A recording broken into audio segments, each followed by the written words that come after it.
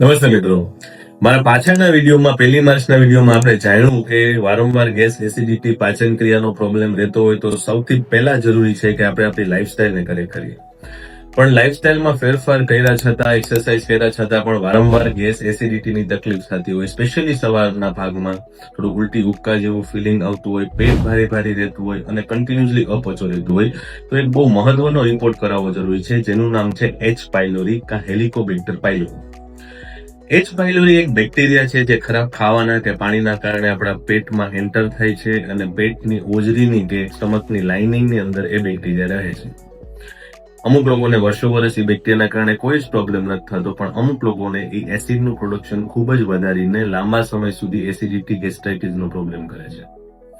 અમુક કેસમાં એ જ બેક્ટેરિયા તમને ઓજરીનું અલ્સર પણ કરી શકે છે અને એક્સ્ટ્રીમ કેસમાં એ ઓજરીનું કેન્સરનું પણ કારણ બની શકે છે. પણ આમાં ખુશીની વાત એ છે કે આ બેક્ટેરિયાને મટાડવા માટે કે મારવા માટે ફક્ત 15 દિવસનો એન્ટીબાયોટિકનો કોર્સ કરવાથી આ બેક્ટેરિયા મરી જાય છે. આનું નિદાન માટે અમુક ટેસ્ટ તમારે કરાવવા જોઈએ તમારા ડોક્ટરની સલાહ મુજબ. એમાં એક ટેસ્ટ છે યુરિયા બ્રેથ ટેસ્ટ, એક મહત્વનો રિપોર્ટ છે જેને કહેવાય stool four H pylori antigen, અને અમુક કેસની અંદર બ્લડની અંદર એચ પાયલોરી એન્ટીબોડી ટેસ્ટ પણ થાય છે.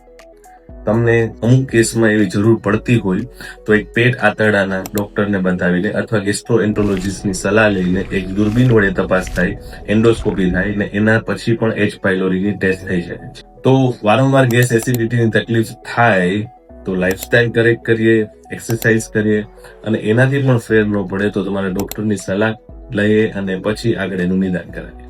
આભાર.